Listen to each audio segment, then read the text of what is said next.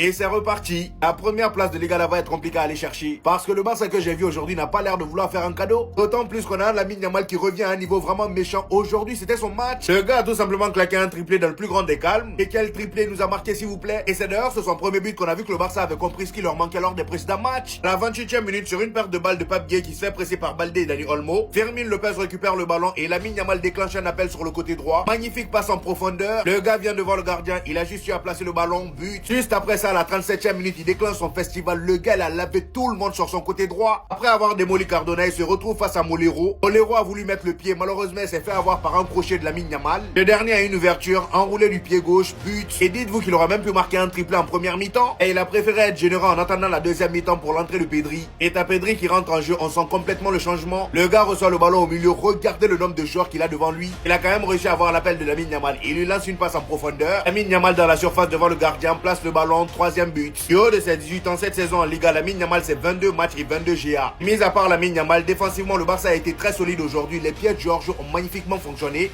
Barça et Eric Garcia ont vraiment été top. Même si je trouve que Baldé de son côté en début de match, il a vraiment perdu beaucoup de ballons. Et franchement, défensivement parlant, il a fait le boulot. Le seul flop pour moi aujourd'hui dans ce match, c'est celui qui fêtait son anniversaire, Ferran Torres. Il a chié encore une fois. Rafinha également a été un peu moyen, mais dans l'effort, il a été présent. Sauf qu'offensivement, il va falloir se réveiller, mon ami. Côté Villarreal, Pape Gueye en deuxième mi-temps a réussi à réduire le score, mais c'était beaucoup trop tard, étant donné que Robert Lewandowski est venu marquer le quatrième but.